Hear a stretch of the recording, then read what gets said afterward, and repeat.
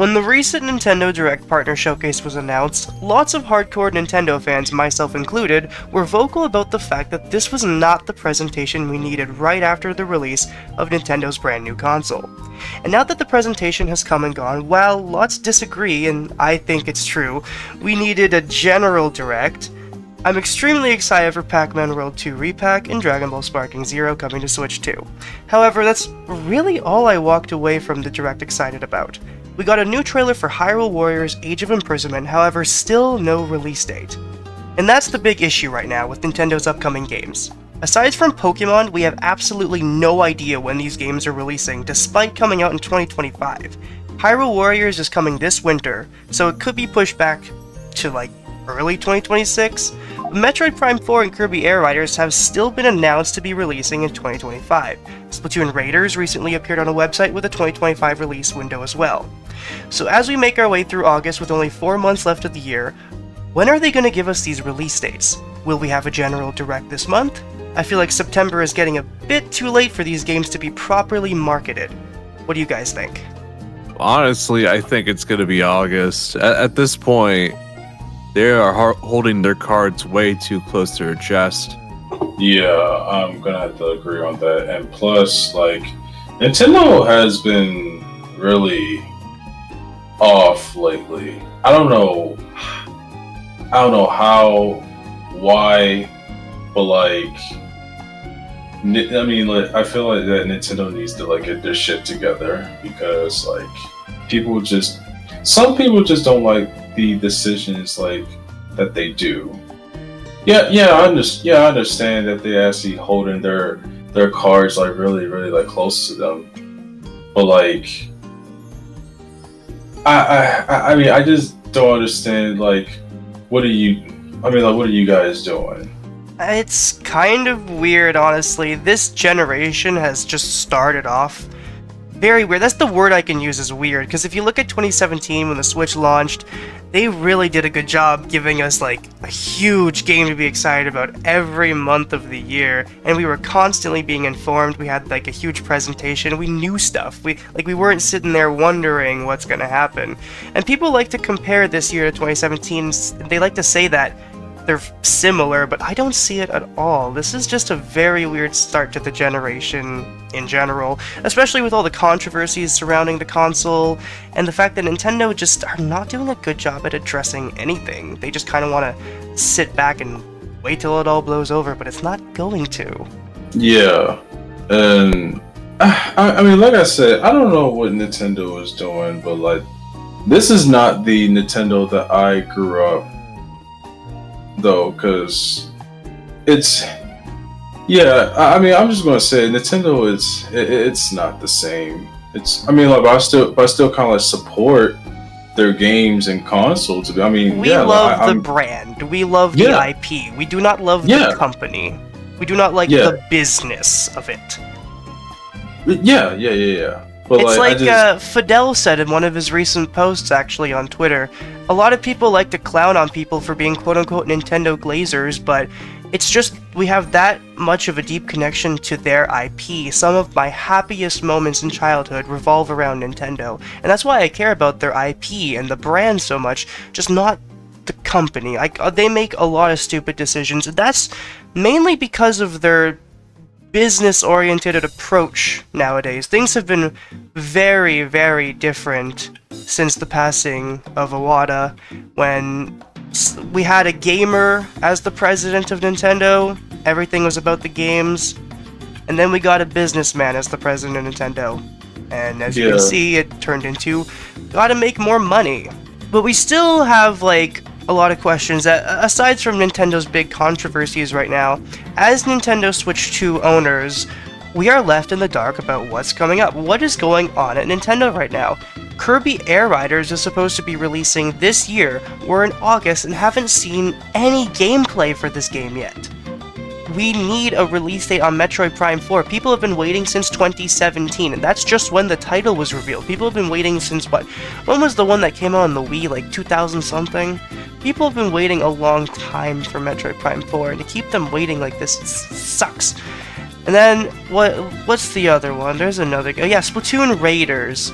that was recently marked on a website, which, take that with a grain of salt, but that was marked for 2025, and my mind immediately said, big holiday title? But again, not enough time to market that. Though I do want to say it's funny, we've seen more Splatoon Raiders gameplay than we have Kirby Air Riders. Do you think Kirby Air Riders might get pushed back? Because they can't release it in September, that's going to be competing with Crossworlds, and then you've got October, which is Pokemon, November has to be a holiday title, so it's either Splatoon or Metroid. I don't know if they'd release in December, because I know they had games in December before, but like, Xenoblade Chronicles 2, that was the first year of the Switch. They wanted to make sure they had a big game every month. And obviously, they're doing it very differently now. I don't know if they're gonna have something in December. What do you think, Arlie? I don't know, to be honest, but I don't feel like Nintendo would be like, oh, we're gonna compete against a Sonic game, we might as well push the game back. I feel like they'd be more comfortable releasing a game in September, if anything. Kirby Air Riders, specifically? I mean, I think there's, like... I don't think... I think the market is getting too washed right now with, what is it? Cartoon kart racers. Because, like, you got Mario Kart already, then you've got Sonic Racing Crossworlds. I'm just gonna throw it in because why not? Garfield Racing is coming out. And then you've got Kirby as well. Garfield Racing, though. What? Like, who's picking up Garfield Racing, though? You're not picking up Garfield Racing? I'm shocked. Oh. Yeah, actually, except for myself. My bad. I mean, hey, how much is the game? Maybe I'll get... Hey, Google, how much is Garfield Racing 2 in Canada? $49? Fuck that. You can play that game alone, man. I didn't know like they was actually making a new Garfield racing game, to be honest with you. Dude, I watched a video the other day, and someone was doing this video on Pac-Man World Rally. I did not know there was a Pac-Man kart racer. Yeah, I remember that from back in the day. Like, obviously there would be a Pac-Man kart racer, yeah, but like, it looks so good. It looks like Double Dash and CTR combined. That looks cool. That came out... Okay, I think that came out in the PSP, right? Yeah, that actually was available on the PSP. Apparently it's terrible. On PSP, and one of the things with that game is that you can see a trailer for Pac-Man World Rally. That was the game. Yeah, that was the game I played back then. I was wondering, like, what kind of Pac-Man racing game did I play? You can play that on the GameCube. I was thinking, hey, wouldn't it be great if they did the Crash Bandicoot thing, where they remake the trilogy and then they remake the kart racing game? I would love that. I watched the video and like now I want to play it because it really looked like a blend of Double Dash, just the way it looked, not two racers, but just the way it looked, and Crash Team Racing. I'm not sure if they would pick up 3 though. Yeah. But here's the thing. Hear me out on Pac-Man World 3. And this is so off topic, but at least it's video games, so I'm going to keep it. They got the voice actor from Pac-Man World 3 to voice Pac-Man in Pac-Man World 2. That's one step of the way closer to making 3. Honestly, I looked at a video on 3. But I don't know what... I obviously, it's not like the same as Pac-Man World 2. It's very different. It's like a whole punching thing. It's almost like the Sonic Boom of the series, but I think it looked fun. I'm going to play Pac-Man World 3, and I want to see if it's good. I think it looked fine. It looked fun. Have you played it? I played a bit of it. I think it was handled by like an American development team or something. Yeah, it was similar to Star Fox Adventure, where it was originally a completely different game, where they were like, "Hey, put Pac-Man on that." Really? Yeah, that's why the areas and stuff are so different than your usual Pac-Man areas. That outside makes a of lot a maze. of sense. Yeah. But I mean, I didn't actually know about that, but okay. I mean, it'd be cool to see Pac-Man World Rally come back, but I'd love that. I don't know. I would love to see that. And plus, so like I did play that on the PSP days, man. That was so good back then. Honestly, that's the only reason. Like, I'm happy Sparking Zero is coming to Switch 2, but the main reason that partner showcase was exciting to me was only because of Pac-Man World 2. I'm so freaking excited about that. But back on the Nintendo Direct topic, when do you guys think we'll see one? Like, I'm thinking August has to be it, because September is just, it's too late. Like, you don't have any time to do marketing. We need to have something this month, and what would that mean for the Mario Anniversary Direct? That makes sense for September, but if we don't get a General Direct this month, what happens to the Mario Direct? Are we going to get a General in September? What do you think? In my mind, in my mindset, I don't think that we're going to get anything for this month because Nintendo will always be just Nintendo, but like they will basically just wait until like Mario's 40th anniversary just to That actually doesn't show solve off. the problem with we need a Metroid Prime release date, we need a Kirby release date, we need a Hyrule Warriors release date, and we need a Splatoon Raiders release date. I know, but I'm just starting to actually give up hope of like what they're actually doing right now. Dude, do you because- not We're remember only on the 8th 2020? of August, though. If this is discouraging to you, do you not remember 2020? That year was brutal. It was Partner Showcase Mini after Partner Showcase Mini. I mean, yeah, no, but like, I really didn't like give a fuck To be about fair, this, like to be with honest. 2020, though, that was the year of the big cough. Yeah, Yeah, but I know that's just how brutal it was. it was nothing because yeah, like a lot of shit was closed, and then like it was just terrible back then. Okay, say they don't do a general direct in August. What do we think about the Mario Anniversary Direct? You think they would kind of just throw their Mario Anniversary announcements inside of a general direct, or you think, screw general direct, we're getting a Mario Anniversary Direct? I mean, I feel like we could get a Mario Anniversary Direct. yeah, because I don't think they're actually gonna just throw his anniversary direct inside of a Nintendo Direct. Let's be completely honest, because they did the 35th anniversary like separate. So yeah, I mean, it's gonna be like its own thing. Okay, yeah. Yeah. Honestly, I think that would probably be the case too. It's just more likely. I think we already had a leaked image of like a 40th anniversary logo, so they've got announcements for us. And speaking of which, I'll use this as a way to go into our next topic, and that is a quote-unquote leak that's been making its way around the internet that people are stupidly covering. New Super Mario Bros. Collection. Now that was leaked recently with like a box art. People had like a case for it. And first of all, the Japanese text on it was apparently mistranslated. Like whoever put it there didn't even put the right words on there. And if you scan the barcode at the back, you get taken to the New Super Mario Bros. U Deluxe page. So therefore, this leak has already been debunked. However, it's making its rounds around the internet still, just because people are still making news articles, still making YouTube videos, without fact-checking it and making sure it's real. And that's how these fake leaks spread around so much. That's exactly what Beat 'em Ups was checking out recently. I don't think he did much wrong, if I'm gonna be honest. Okay, about that leak. One, I don't understand what idiot actually made a fake leak and a fake cover of making a collection of the new. Well, I Super mean, it Mario happens a Bros. lot. Like, who the hell made a fake Smash Ultimate poster with Shadow and the Rhythm Kids and then put it beside a Grinch poster, took a picture, and made everyone think it was a real factory leak? I mean, I didn't really believe it because like there was That no art way- looked so fucking real, and the point people believed it was real because of the Grinch poster, because it looked like it was printed in a factory where they were also making posters for the Grinch movie that was coming out at the time. And honestly, people just do that just to get a kick out of it. There was a really convincing Rayman and Super Smash Bros. For Wii U leak, and everyone was fooled by it. People Yeah, put a lot of then time and I think effort in that these guy things. like used that like to launch like a series where he just makes characters and like or like 3D renders of Smash or characters he wants to be in Smash. I don't remember exactly. Well, that's one but- way to start your career on YouTube or something, I guess. Yeah.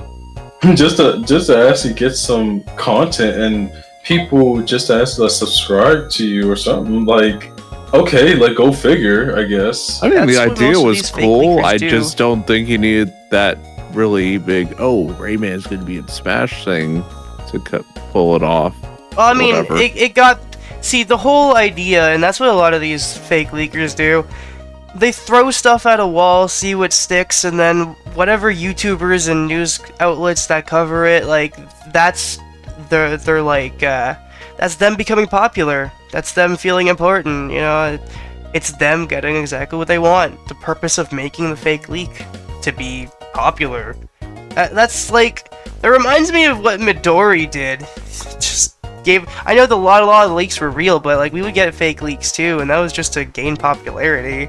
And then Midori was revealed to be a dude that wasn't even from Japan, and yeah. Oh yeah, I heard about that. I forgot about that controversy. I forgot about that too. But then, like, when he just mentioned it, though, like, what? Okay, I thought it was a female, but then, like, this whole time it was a dude who wasn't in Japan, but like, it's. And then I forgot who he was. Like somebody said he was like, I don't know like what he was before, but I think it was like bad news, I guess. What was it, Jay? I have no idea. I didn't pay attention to anything he was before. I only cared about the Sonic leaks. Like, I do have a video on my channel, I don't even know if it's still up, but I was covering the fact that Midori was saying Sonic Heroes Remake, and I'm pretty sure Midori also leaked Sonic X Generations. Like, there was a lot of stuff that Midori was getting right, but at the same time, there was things that were being very wrong, and that's where you can see that Midori was sometimes just throwing things at the wall and seeing if he would get lucky and some of those things would stick. But back to the new Super Mario Bros. Leak. This is just so stupid that people believe it's real, but honestly, at least it gives us something Mario to talk about. Because, like, it's not impossible. Like, obviously this leak is fake, but it's not impossible that they'll make a new Super Mario collection, so I am rather curious, and we'll start with you, Sammy. What do you think, and what would you want out of a new Super Mario Bros. Collection? To me, on the other hand, like, yeah, it should be DS, New Super Mario Bros. Wii, New Super Mario Bros. 2, and I think they can put New Super Mario Bros. U, like talking like the Funny enough, New Super Mario Bros. U is one of the highest selling Switch games, and they gave it a free Switch 2 upgrade. I don't think they'd put that in there. They did? Yeah, there is a free Switch 2 upgrade for New Super Mario Bros. U Deluxe. You can hardly see it. It's just a resolution boost, but yeah, they did that.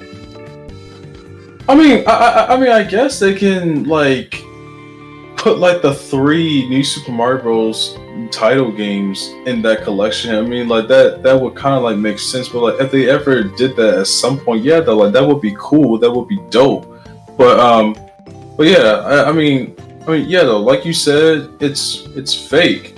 But like, if they ever did it like a real thing, yeah, sure, I would be down to buy that because yeah, it's New Super Mario Bros. And I grew up playing that game like tons of times. Like I mean, like I said, like I'm like the type of guy that like 100% like every New Super Mario Bros. Well, the New Super Mario Bros. Games are fun to 100%. You get all the star coins, and then you get to see the list fill out, and then you get Star World, and you got to make your way through Star World. I love that. Right. I love it too. I really do. I was wondering like why DS didn't have like a secret world. Oh, because it was the beginning. It was their start. But to be fair, DS also had like all these very unique bosses and stuff like that. And DS was just like, it's definitely still the most unique New Super Mario Bros. Game. But I'll bring it on to you, Arlie. What do you want out of a New Super Mario Bros. Collection if we ever got one?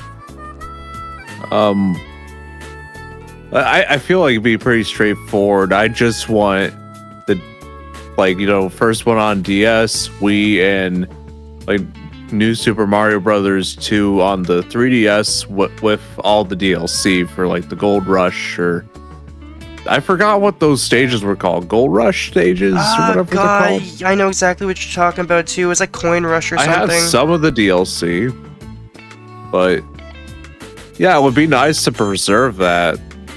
So the DLC had the Gold Mushroom Pack, Coin Challenge Pack B, and the Gold Classics Pack, which featured remade levels.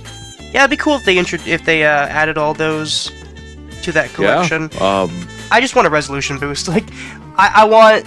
First of all, I don't need to rely on a second screen, so like we can get New Super Mario Bros. On DS, where you would go into a pipe and something like that would appear on the bottom screen. We can take that out. We don't need a bottom screen. For the New Super Mario Bros. 2, New Super Mario Bros. Wii, I just want, like... For New Super Mario Bros. 2, maybe they could somewhat give it the Luigi's Mansion 2 treatment, where they at least give it, like, better models so it doesn't look like 3DS models. I feel like they wouldn't do much. Just a resolution boost and I'd be happy. I mean, the 3DS model, I mean, like, I feel like that... It's here's the thing, Sammy. 3DS models look great when you're looking at it on a 3DS, but when you upscale it to, like, 4K and you look at what the model looks like without all the pixels, eesh. Oh, yeah. Like, and that's what they would be doing on the Switch too. You don't want to look at New Super Mario Bros. 2 in its native resolution on a 60-inch TV. You want that to be 4K. Yeah. Like, you're right about that. I didn't actually thought about it at first. Okay. I guess we can move on to our next conversation, and this is about a survey that has been going around recently. That is, well, it's done now, but it was about Nintendo physical and digital media. And we are thinking that it is hopefully targeting the game keycards.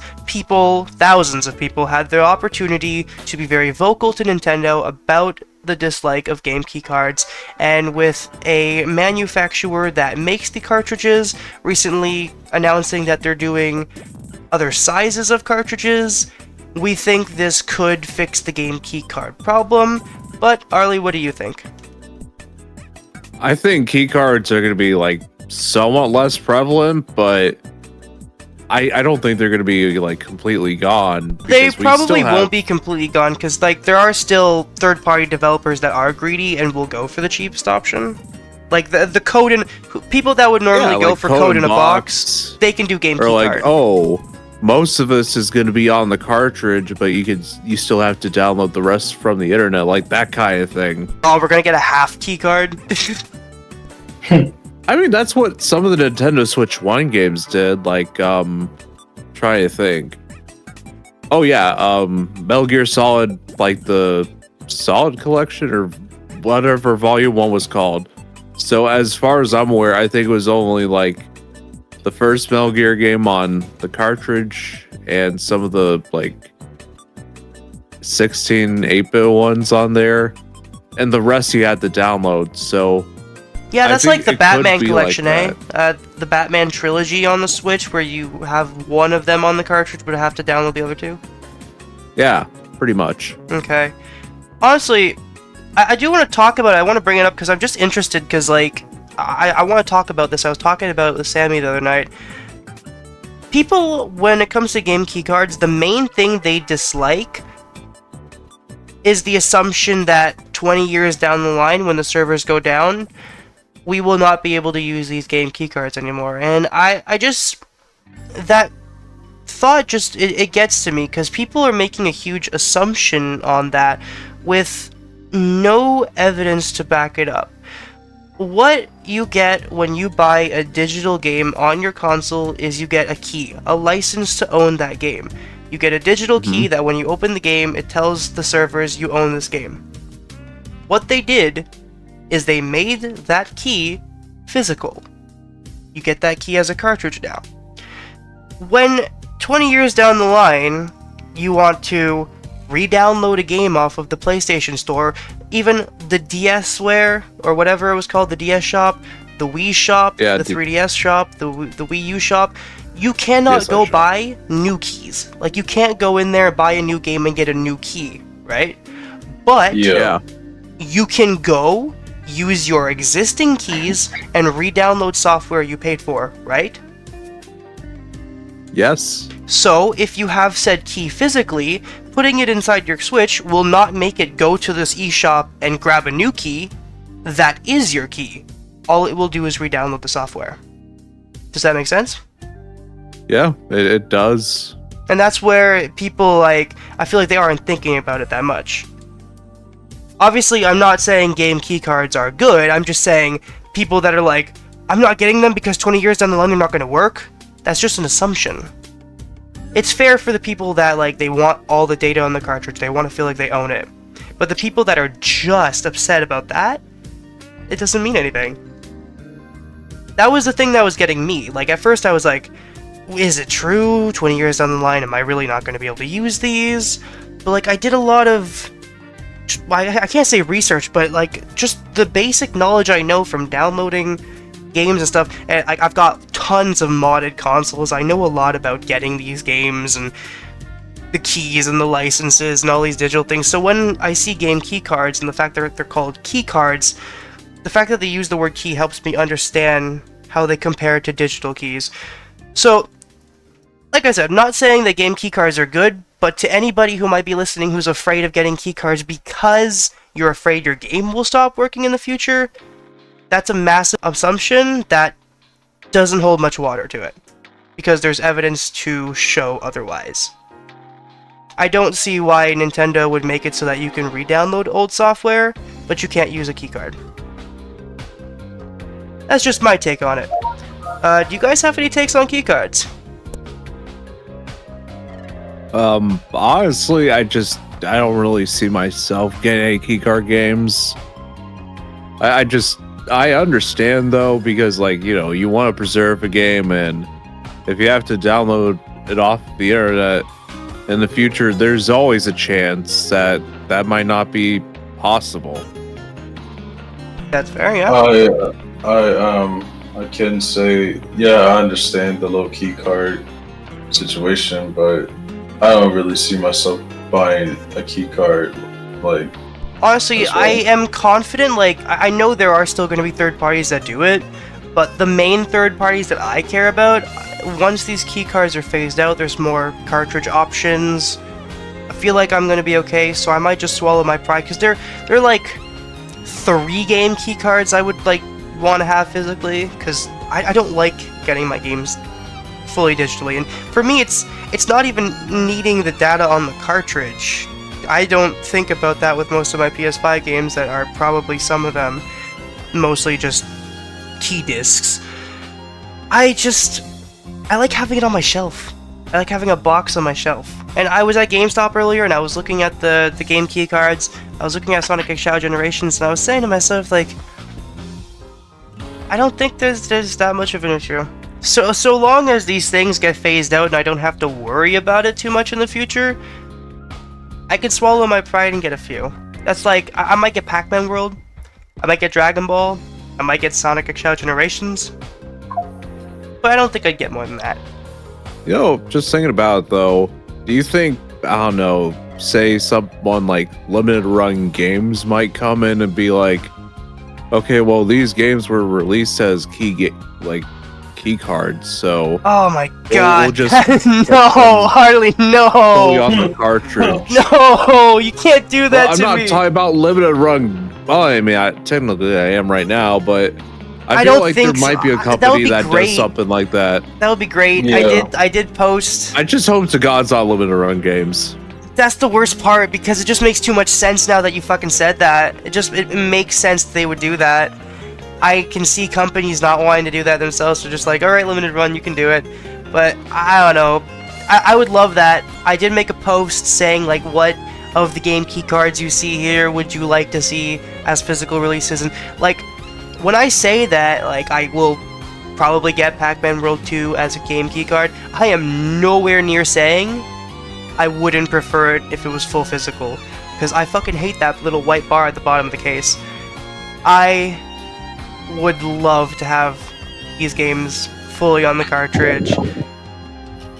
Hopefully it happens at some point. It is, that's why it's a tough pill to swallow. The reason I'm getting Pac-Man World as a game key card is because I'm pretty damn sure they won't make it on the full cartridge, because if they do, it's going to take time. Look how delayed the release of Crossworlds is just because they want to put it on a cartridge. Good on them, by the way. Also, the new, what was it called? Daemon X, what was it called? Yeah, Daemon X Machina. I forgot like the subtitle of it, but honestly, that might be cool enough to pick up.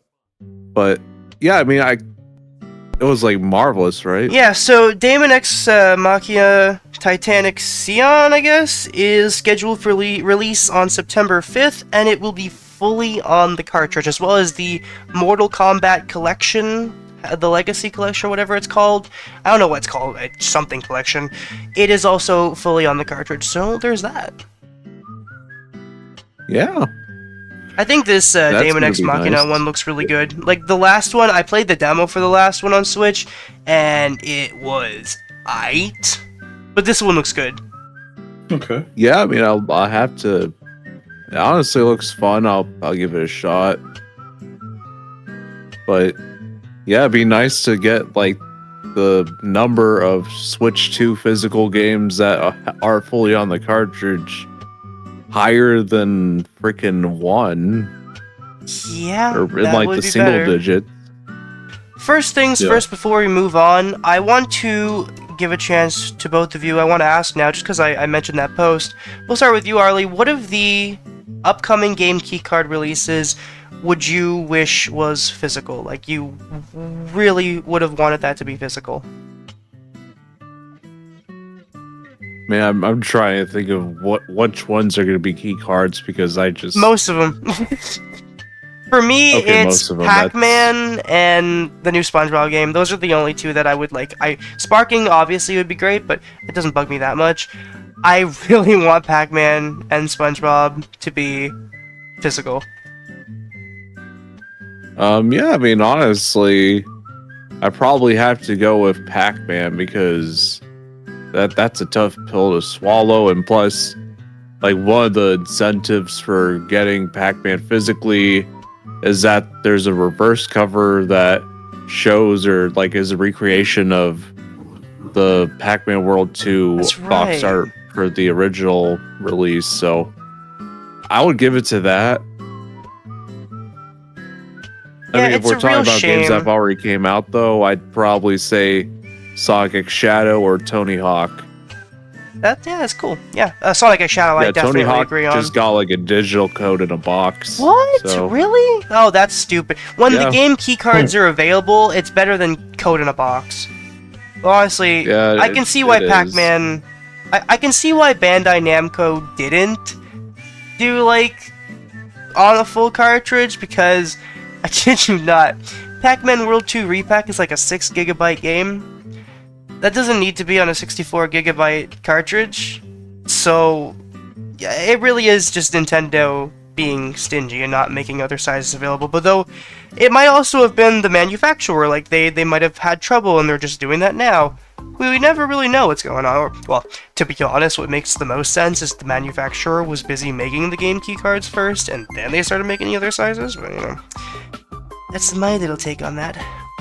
Yeah, I want Puyo Puyo Tetris fully on a 64 gigabyte cartridge. Saw Puyo Puyo Tetris at GameStop. What about you, Sammy? Out of the upcoming games that are releasing on a keycard, what would you wish was physical? I'm pretty sure you were like really wanting Persona 3 Reload, but then I told you keycard. Yeah, I mean, like I said, you ain't gonna see me buy a key card, but I prefer Pac-Man Reworld 2 and SpongeBob Persona as well. But yeah, I don't want them like as key cards because that would not feel right for me. Yeah, that's fair. That's fair. Alright, so, moving on to the next topic, and this was kind of what you were going into a second ago, Sammy. I want to know, out of the upcoming games for the rest of the year, what are you looking forward to the most now? Me, honestly, it's Pac-Man. It's Pac-Man. What am I actually looking for the rest of the year? And you said games I'm actually looking for, right? Yep, for this year. I'm looking for Kirby Air Riders, Kirby in the Forgotten Land, of course. Looking for Pac-Man Reworld 2, Sonic Racing Cross Worlds, and if they're ever gonna freaking release Sonic Rumble, which I'm actually waiting for. Yeah, I'm still waiting for that, but I'm starting to actually give up hope for that. At this point, you might as well just phase it out of your mind, pretend it doesn't exist, and then get surprised when it does exist again. Yeah. I'm actually like excited for Metro Prime 4.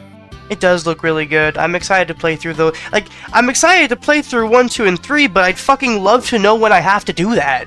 They better not drop Prime 4. Like, I know people are like, Shadow drop, that would be so cool. I want a shadow drop. But some people need to be prepared. Like, when Metroid Prime Remastered got shadow dropped, I was pissed. I didn't have money to buy it on the fucking day it came out. I didn't know this was happening. It was upsetting. I do not want them to shadow drop that game, because, like, I would have no time to get it. I'd have to fucking wait a while, and then by then it's like, what's the point? Nobody else is gonna be doing content on this anymore. But yeah, those are like all of the games I'm kind of looking for this year, because I've been really trying to actually do content of those, and especially my fans wanted me to play Pac-Man Reworld 1. I definitely have that on my PlayStation, so yeah, I'll definitely do that. Like, I should have it maybe like Monday night. Monday night? Yeah. Okay. Yeah, like, never played a Kirby Air Ride game back then from the GameCube. I'm looking forward to play Air Riders. It's interesting. Very interesting controls. It's like, well, I mean, it kind of works. It's the Sonic Riders of Kirby. Yeah. Sonic Racing Cross Worlds. And I don't give a fuck about which one is better, whether it's Mario Kart World, Kirby Air Riders, or Sonic Racing Crossroads. Yeah, I mean, it's very stupid argument-wise. I mean, they're special in their own ways, and they're to appeal to different fan bases.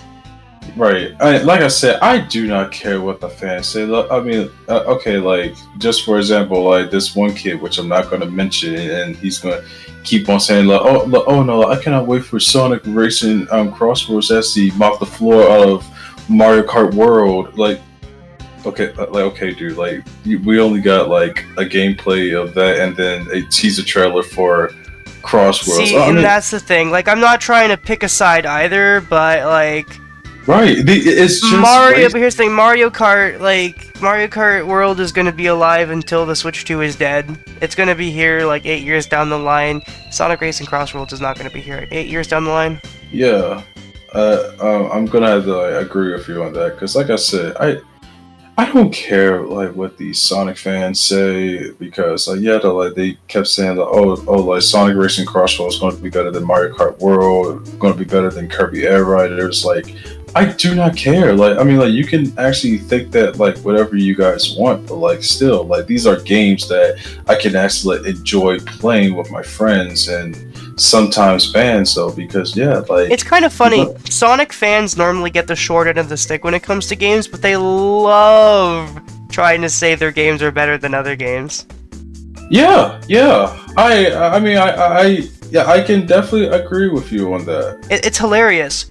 Like, Sonic fans will shit on their own games, but as soon as someone from a different fan base shits on it, they gotta defend it. It's funny. You know what? I don't know if you guys hear about this, but did you heard that, quote unquote, they said Sonic 06 is better than Frontiers? Did you ever hear that? I agree. I mean, I'm not surprised. It's Sonic. Like, no, I agree. Or whatever. Sonic 06 is 10 times better. You're joking. I don't sound like I'm joking. Are you serious? Sammy, have you played 06? I never did. Your opinion doesn't matter.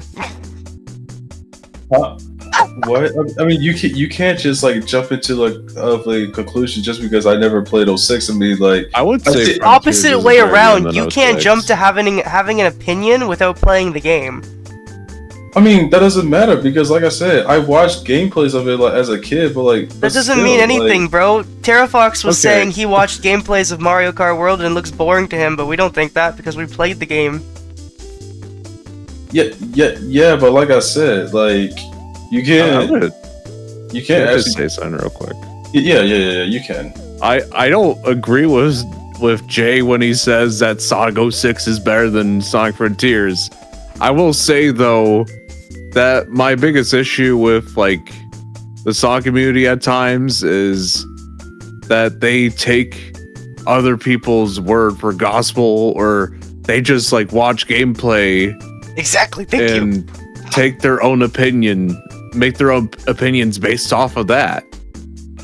Exactly. Like, you know, I'm gonna say there's this one viewer, I'm not gonna say who it is. You know who it is probably. Yeah. That like says that Sonic Heroes is mid, and he has never played Sonic Heroes. Right. And I mean that's just a bigger issue. Sammy, Mario versus Donkey Kong is mid. I mean, like I said, you can say like that is mid, like whatever you want, but like I said, to me, I mean, I love the series. I mean, I'm not gonna have an argument and complain about you not liking it. Like I said, like because you played it. Yeah, I mean, like I said, yeah, like, if you haven't played the game, then yeah, you haven't played the game. If you think that it sucked, then yeah, like I mean, that's just basically your perspective. But does it not bother you that I'm saying it sucks without having played it?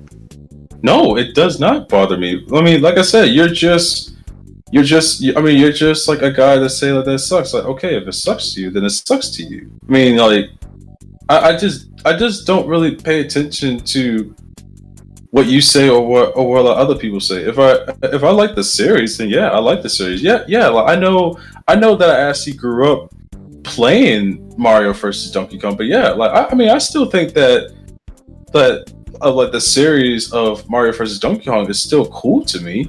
You're missing what he's trying to say, Sammy. I mean, I really don't care, to be honest, because like if I don't get it, then I don't get it. Yeah, to get Digi involved for that. I mean, like you're getting involved, but like you didn't even say shit. I don't have anything to talk about here. Let me try explaining it this way.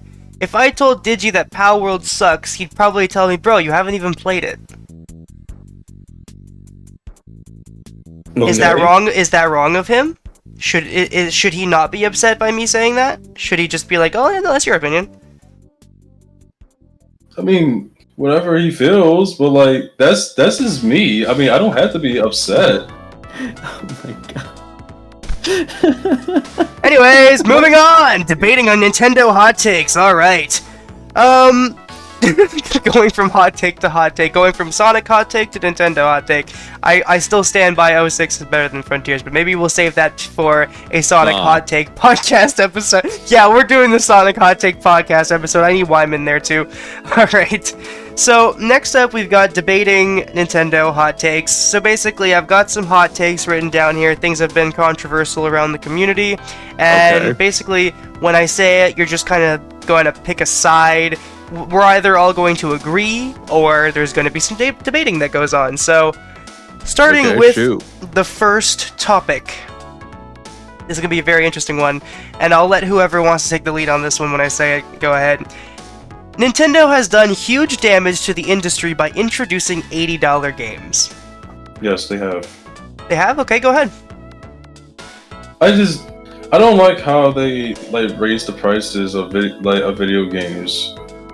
Like, I mean, like, okay, I still don't understand why Mario Kart World is still $80. I still don't understand that. Like, I mean, like from this day. I can totally understand of Donkey Kong Bonanza being like $69.99. I can kind of understand that price because like, I mean it's a good game where like you can actually like break like everything, to be honest. But well, actually not everything, but like some things. But Mario Kart World, that being $79.99 is just a crazy price to me. Okay, I can agree on that. The thing is, what I'm saying here, and the question is, Nintendo introducing these $80 games, do you think it damaged the video game industry, as in causing all of these other video game companies to raise their prices and stuff? Honestly,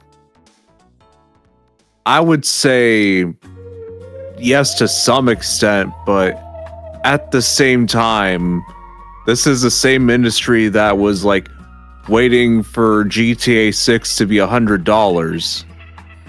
So yeah, you're right.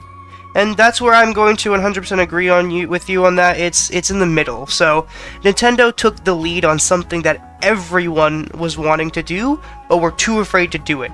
And yes, that would mean they initiated it. However, video games have been costing a lot more money to make, especially compared to games releasing in 2012 on the Nintendo 3DS. While obviously it's bad, I feel as though the price increase was bound to happen eventually, whether it was Sony or Microsoft.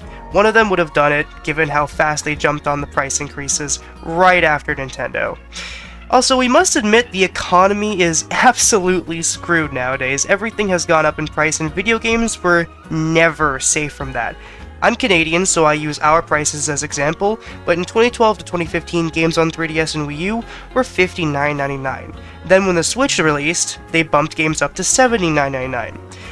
Increases in prices are nothing new, and while it really sucks, and I'm not trying to say it's good at all, it was bound to happen no matter what, with these new higher quality games that cost more to make. That's my stance on it. Yeah, I mean that's reasonably fair. I wouldn't really call them higher quality, and I'm not talking about Nintendo specifically, I'm talking about games having these bloated budgets. I don't think the budgets that these games have justifies, like, I don't think the quality of these games justifies the bloated budgets some of them have. Okay. No, that's fair. That's absolutely fair. Yeah, that's also true. The cost to With all make the games, layoffs like, and even everything. a game of the same quality 4 or 5 years ago, would it not, just by the way things work with price increases, I don't know how it works exactly, but the things they need to make these games, wouldn't they go up in price over time? So it, at the end of the day, will always cost more of a budget to make the games? Even if it doesn't bump up in quality that much? I don't know, because I've played some very pretty indie games, and they don't have nearly the same budget as, like, some over-bloated AAA game. It's... Yeah, no, that's fair. Yeah, not video What do you game think on industry whether or anyways. not Nintendo damaged the industry by introducing these game prices? Do you think that, like... I think this was something that was bound to happen. Nintendo was just... They just took the lead on something that everyone else was already trying to do. It's like it's like the George Lucas edit of A New Hope, Arlie. It's like editing it. Greedo shot first. I feel stupid. I don't get any of that. That's why you Okay, said so- Arlie, obviously. But Okay, so basically, in Star Wars: A New Hope, one character that would be a good guy in the story shot a bad guy before he could shoot him, right? But in later edits of the movie, they changed it so the bad guy shot first and missed, so that it made the good guy that would become the good guy look better. so make that What I mean- Nintendo language for me. Nintendo shot first. Okay.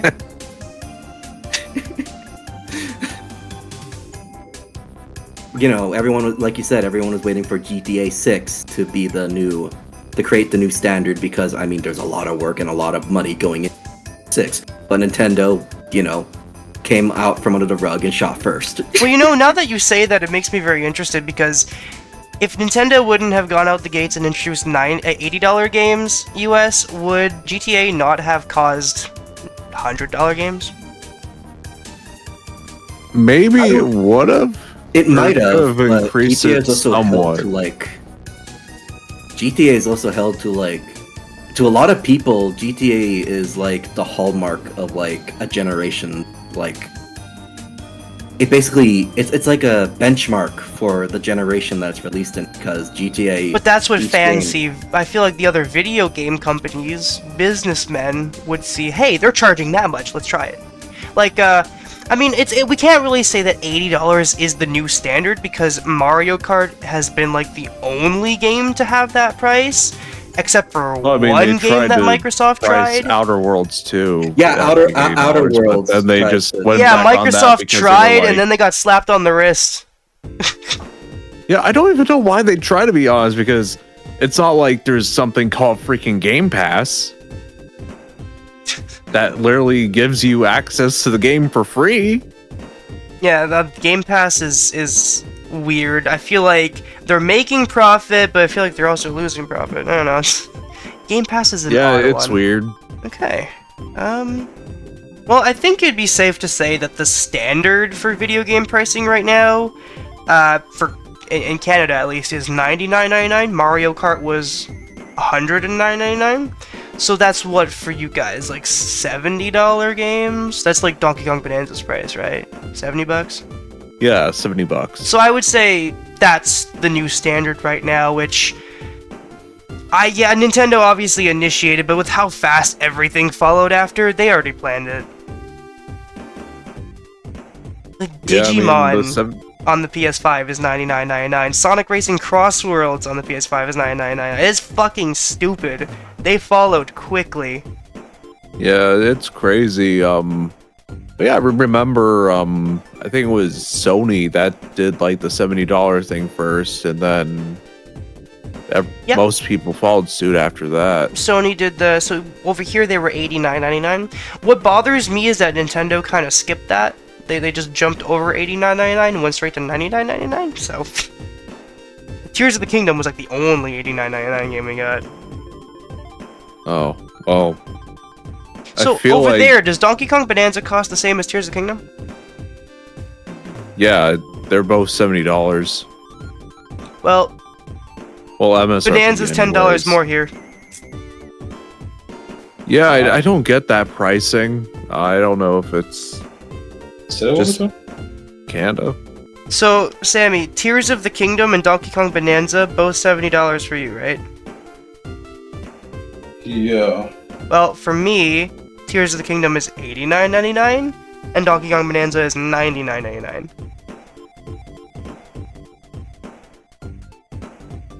I remember you told me that, and your mom got you that game and the amiibo. No, I got myself the game. She got me the amiibo.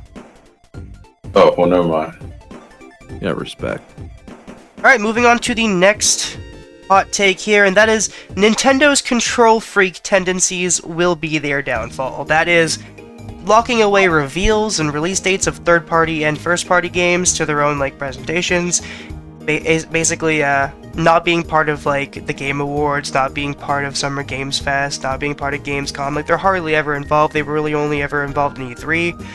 There's also the constant suing of not only people that make fan games, but, you know, other games that are similar. There is locking away IP from collabs, like the rumors of Samus being in Fortnite. That never happened. God forbid any Nintendo character is in Fortnite. They had like a collaboration once with Rocket League, but you can't even see those skins on Xbox and PlayStation. It's only Nintendo. Though, to be fair, I'm pretty sure Xbox did the same thing. It's kind of stupid. But just that kind of stuff, their control freak tendencies, do you think that that will be their downfall? I'm gonna be honest, yes, because I mean I feel like it's just really stupid. Why are they not doing collabs with other? Okay, like just to say like have Samus on Fortnite. I mean that would kind of like make sense of her. Fortnite's a weird one. So I do have a counter argument that I like heard in a video. Though this counter argument, well, good now, doesn't give them an excuse for like the past years and years of not being involved. However, with what happened recently, you know, Darth Vader voiced by AI saying slurs and stuff inside of Fortnite, that probably made Nintendo be like, whoa, okay, now we're really not doing that. No, that part, That's a Disney IP character now that said those things. That definitely, like, obviously didn't bring Disney down. Oh no, Disney's out of business, but people talked about it a lot, and it definitely stained them. So, okay, what games do you want Nintendo to have collabs with? If I wanted Nintendo to do collaborations, like, obviously, AI stuff aside, Fortnite would be a great option, just because it'd be fun, and it's just... The Fortnite is a type of game where when you get a character, it's fun to play as, because, like, it's not just a character in a car or a skinned car that looks like it, or just little items that reference the character, like a skateboard in Sonic Speed Simulator that references the Teenage Mutant Ninja Turtles. In Fortnite, you get those characters, and I find that pretty cool. Aside from that, I don't really think there's much. What about you? Is there any series that you would see Nintendo collaborating with? Honestly, outside of Fortnite, I don't know. Like, I could spitball something and be like, oh, I want to see them do, like, freaking Pilot Wings or Star Fox and Microsoft Flight Simulator or something, but... I need to play as Yoshi in NBA Bounce! Yeah, Yoshi and MB. Honestly, I'd be down for that. Wasn't it this one collab? I think it was an NBA basketball where Mario, Luigi, and Peach was. Yeah, there actually- was like a basketball Mario game that Hoops featured 3-on-3. them. No, No, it wasn't. yeah. Like, it was like an 3-on-3, my bad. actual basketball game where it was like... NBA Streets 3, Something like Volume that. 3. Okay, I had that game when I was a kid. I never played that, but I have seen gameplays of it. Yeah, they did like that, and then I think they did SSX on tour, which had like pretty much the same thing. Like Mario, like Peach and Luigi, like as playable characters. And It was you can, like, always snowboard really with them. It weird to was see weird. that. Yeah. So... Yeah, NBA Street V3 features Nintendo All-Stars. Yeah, that was, It was a weird freaking one. Weird. There was also that Mario Party clone, Fortune Street, that had, like, Mario characters and Final Fantasy characters, right? Yeah, Or it was, Square like, Enix kind of characters. Yeah, it's like kind of a continuation of like their work together, like since at least Hoops 3-on-3. I'm not I too think sure. so. Honestly, I think you know, Yeah, because they've had like Square Enix characters in there. if we're talking about collaborations with Nintendo, at the perfect time to bring it up. I want a real Mario and Sonic collaboration, not the Olympics. I We'll was see. yeah, because I was kind of waiting for a real one instead of the Olympic. I mean, like, don't get me wrong though. Like, the Olympic Games are fine, but I always wanted to see like a real collab with them. Oh, so you want Mario and Sonic Party? Honestly, Yeah! they would probably do something like that. Yeah, like a little. Mario and RP. Sonic Shuffle Party Jamboree. Because I think the thing with Mario, whenever he collabs with any kind of franchise, say Rabbids or something else, it has to stick out from the rest of like the spin-offs and the main games. I know exactly what we need. We need a huge game that features like Mario, Sonic, Pac-Man, all these different games. Fortnite. No. And they're playing tennis. That's Super Smash Tennis, come on, it'd be awesome. okay, so we're just taking every Mario spin-off and trying to make it into Smash now. Yes. Mario and Sonic Golf. I would like to see like a RPG of Mario and Sonic. Yeah, realistically, that would be that or a I platformer think that would be make the the most best choice. sense. But I've always wanted to see it, dude. Imagine a Mario and Luigi game where you team up with Sonic and Tails, and it's almost like Partners in Time, where you have to use like all 4 of the face buttons. That would be so freaking cool. Urgh. Why don't we have anything cool like that? Damn it. No, they would make like a it was action a cool, RPG.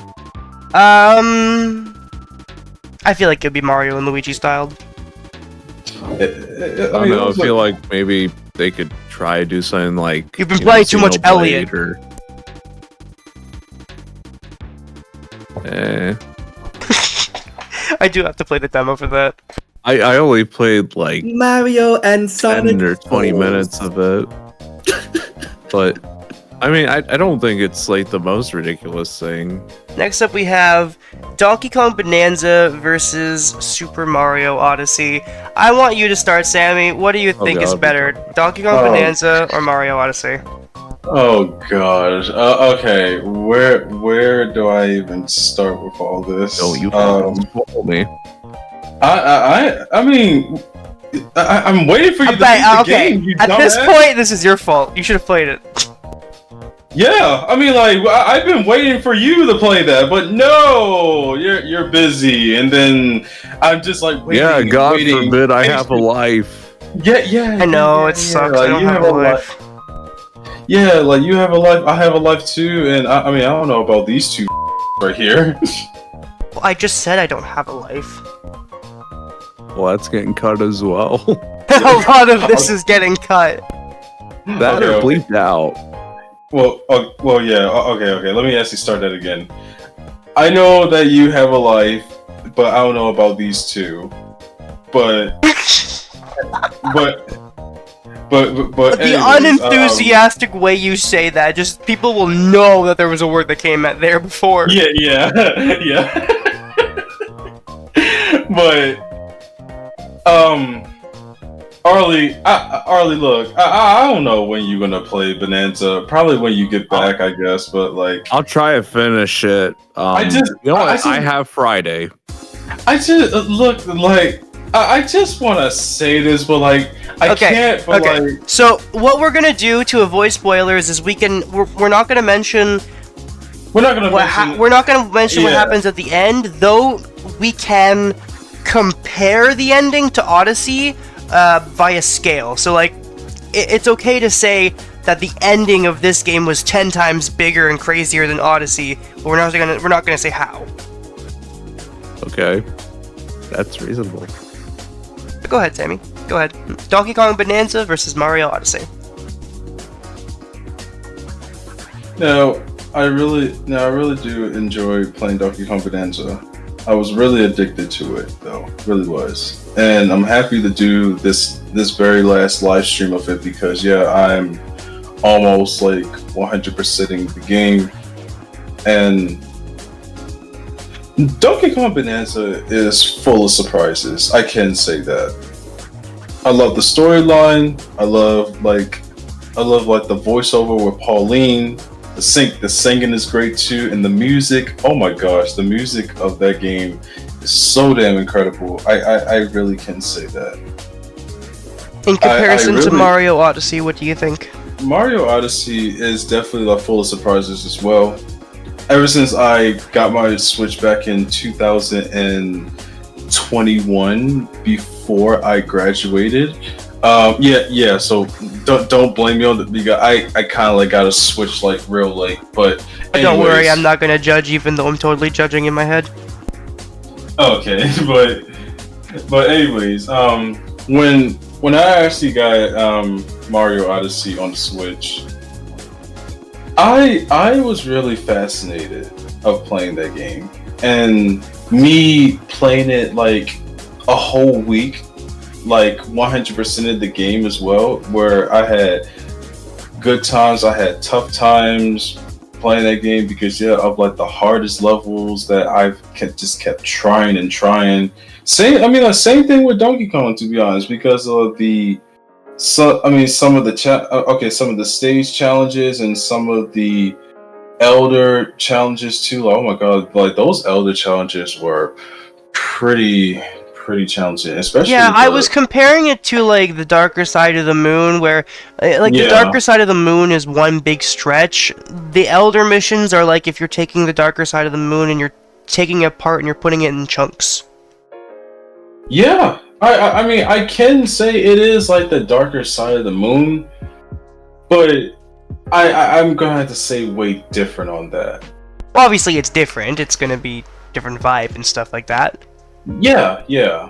But like those final difficult levels, the reason why it's like I compare them because they're like the final tests of the game. Though those final tests are made to take full advantage of that game's mechanics and stuff like that. So obviously they're gonna feel different because the one you're playing in Bonanza takes advantage of all of Bonanza's mechanics, not Odyssey's mechanics. But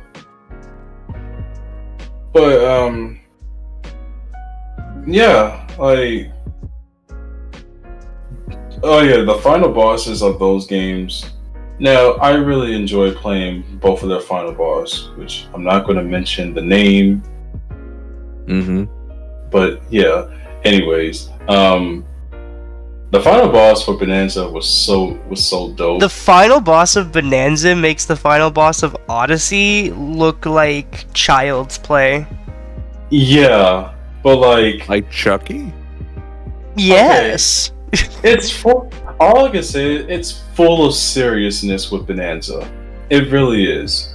Now, Odyssey's final boss, it was okay. I really enjoyed that final boss with Bowser. I really When did. Arlie finishes that game, we are 100% having an episode dedicated to Bonanza spoilers. Yeah, but when the fact when Mario possesses Bowser, and you can actually play as Bowser too was so damn incredible. Where I just that's definitely the best part of the ending. It's kind of like the only good part of the ending. Yeah, I was like telling myself, oh my god, I'm playing as Bowser. Literally, actually. No! You're not playing as Bowser. You're playing as Mario possessing Bowser. Yeah, but literally 3D Bowser. It's fucking hilarious seeing Bowser jump like Mario. Yeah. But I wouldn't say I would hate Odyssey's final boss, but no. I mean, there's still memories. I've got a lot of issues with it. I feel like a final boss should be unique, not just a bit more difficult version of a boss you faced earlier. I don't know. I feel like because you fight Bowser in the Cloud Kingdom or whatever it's called. It's just a boss fight area, and it's the exact same fight as the ending. It's like Sonic Forces, how when you were fighting against Infinite, the final battle against Infinite, you just realize, oh, this is just the Metal Sonic fight. They didn't. I mean, I'm gonna be honest. Sega didn't know what to do with that game, especially with Infinite. Yeah, no. As soon as they were like, let's make a game about war, and then they got Pontac and Graf to do it. Yeah. No. And then you have the enemies that are not fully real. I didn't mind that. They're illusions because of Phantom Ruby. Yeah, I mean that wasn't the biggest deal.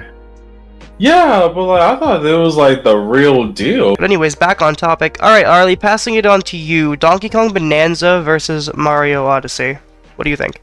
Oh, gee whiz. Okay, how far would you say am to the final boss? What? How much more? You know what? How much further are you from the final boss? Don't tell me what the final boss is. Just tell me I'm not, how close I am to Okay, it. so you've got... Are you collecting everything, or are you just making your way through, the I'm game? just making my way downtown. Okay, so in your next live stream, you have... What layer did you end off on? He's in the Radiant layer. The Radiant With layer? the You've snake. got, what, 2 more?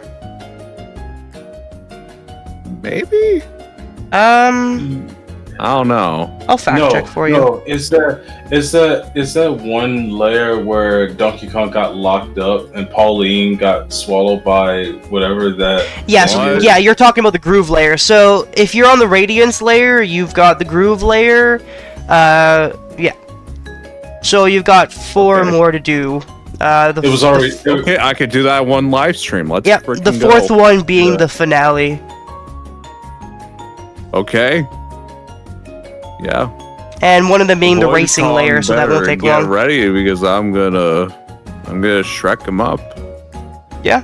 So then, But- what you've played of Bonanza so far, how would you stack that against Odyssey? Because I haven't played nearly where you are in the game, but I still have a general. I don't need to see. Oh well, to be honest, I've seen the finale of the game, so maybe that changes my mind a little bit. But from what I've played of the game, I see. I'm very mixed on it because to me, my opinions on it are very interesting because to me, Donkey Kong Bonanza is very much a Donkey Kong game. Trust me that. Though it feels too much like Odyssey and not enough like a Donkey Kong game, if that makes sense. For example, the environments, the music that isn't the singing or the first layer, none of that sounds Donkey Kong to me. That's kind of just Mario. We didn't get any locations or anything like that screamed Donkey Kong to me. When I was sitting in the forest layer or whatever it's called, the music, I was like, did they take this straight from the Lost Kingdom? I couldn't tell the difference. Yeah, with like the poison and everything, I know what you're talking about. Just so similar to like the Lost Kingdom. I just feel like the game is too much Mario, not enough Donkey Kong. But yeah, I can kind of agree with you with that. But like, they did kind of have to put their little twist to it. Yes, but like, think about it. Cappy throwing mechanic, that's just Donkey Kong's punching mechanic. That's their thing.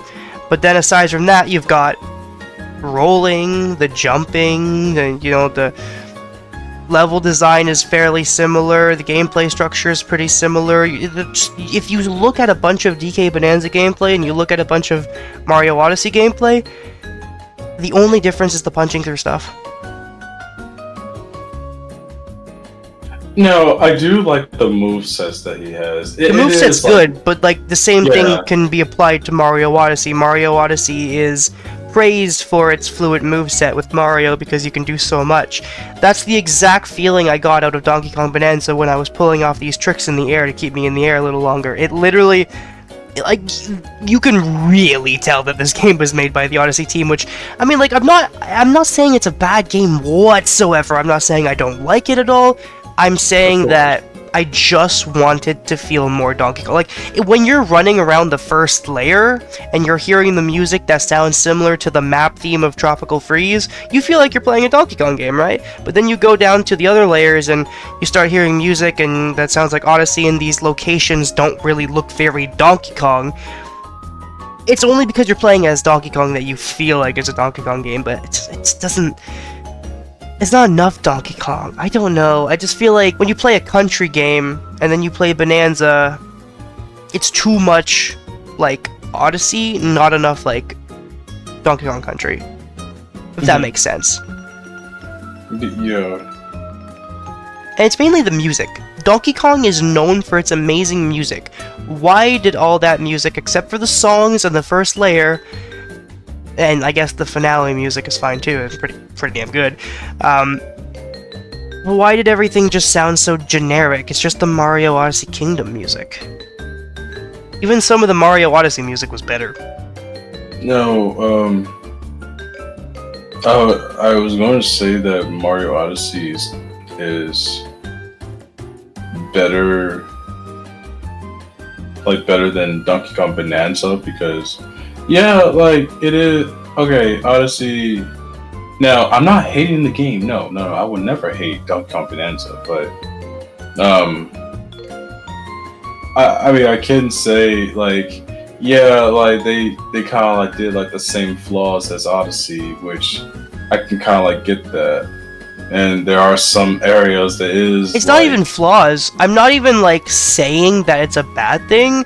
All I'm saying is that I wish it was more Donkey Kong. And despite everything I just said, I do think Donkey Kong Bonanza is better than Mario Odyssey, because to me, it's just like improving on Mario Odyssey. Though, to be honest with you, with how this game is shaping up, the next 3D Mario game, my eyes are on that. I think it's going to be better than Bonanza, and it needs to be way better than Odyssey. Like, this Mario game, given how great Bonanza is, like, Bonanza is 100% a step up from Mario Odyssey. The only thing that's better in Odyssey to me, the music choice and the capture mechanic.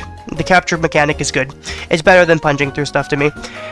Though Donkey Kong Bonanza, with its fluid movement, its story, its characters, I think that is 100% better. And it makes me very interested to know what the next 3D Mario game is going to be like. Like, Pauline, her talking so much, does that mean the next companion that Mario has, we're going to have a fully voiced character? Like, they recasted Peach. I wonder why they did that. It was with AI, right? Or no?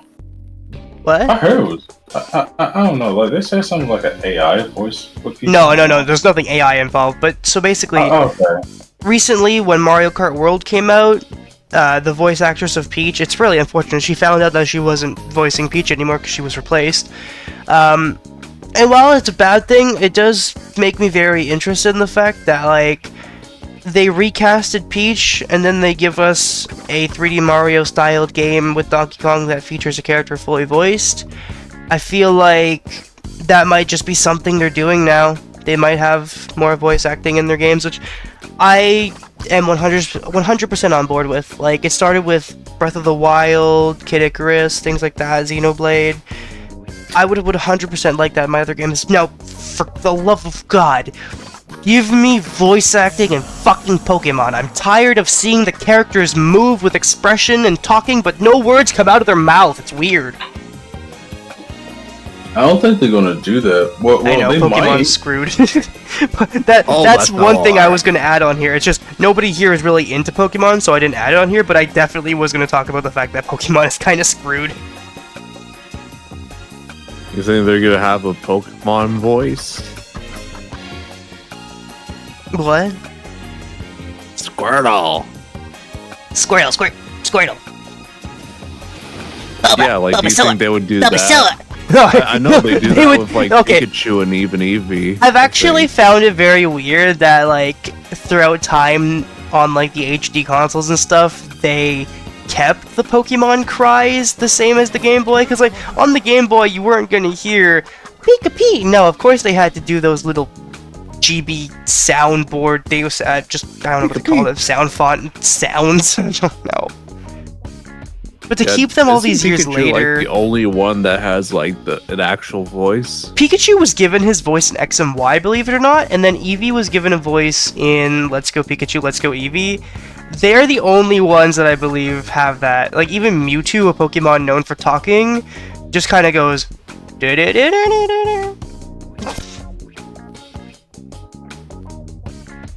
you think they're gonna, like, record them saying, like, Mewtwo? Imagine if they did.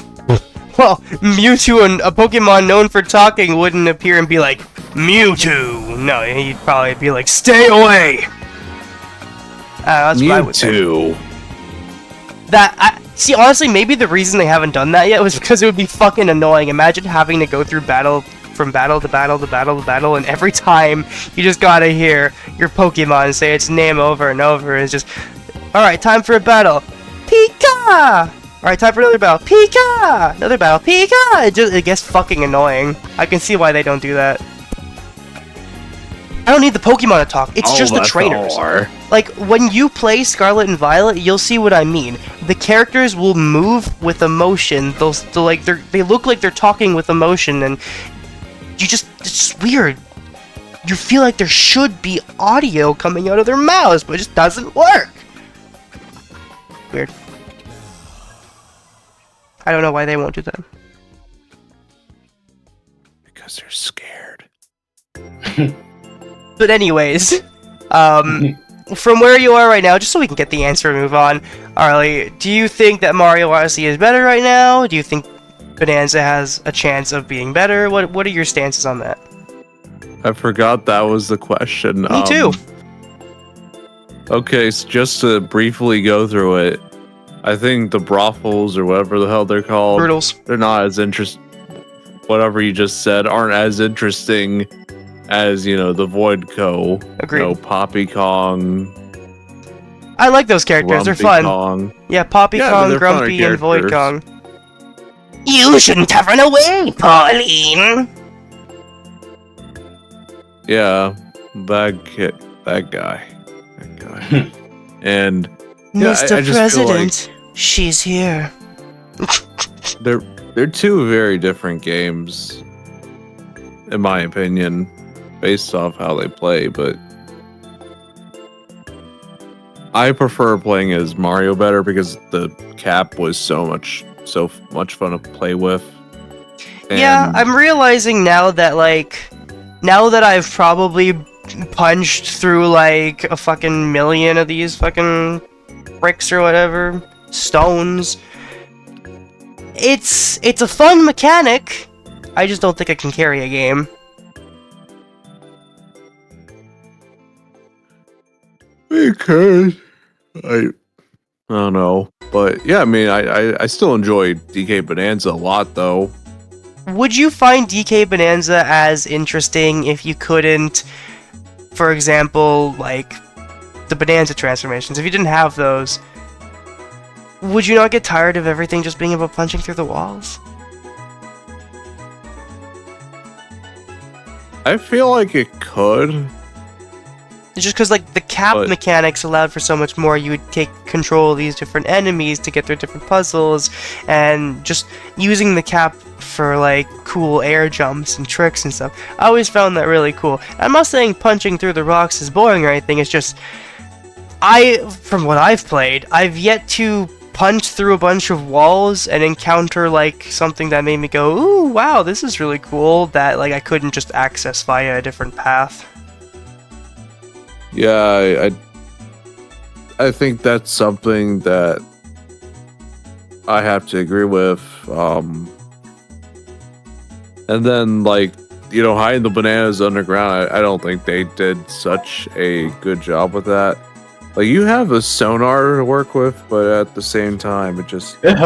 It helps. The sonar helps when you upgrade it, and that requires bananas. Yeah. And most of the time, I was just, like, going Kong Bonanza and then spamming the roll and attack button so I can just plow through the ground. Yeah, honestly, I'll say this as kind of a criticism. It's not really one, but you always have the Kong, or, like, you have the Bonanzas with you no matter what. It's super easy to recharge to the point where, like, there's no downside to using it. Yeah, and to me, it's like, they're so easy to recharge and stuff that it's rather obnoxious when the meter just goes down and you have to just press it again. Like, the meters recharge. Why do I have to stop and go back into it? That one little gripe I have is that DK is too red at times, and I do find that interesting. Yeah, I agree. That's because of the Bonanza meter always being full.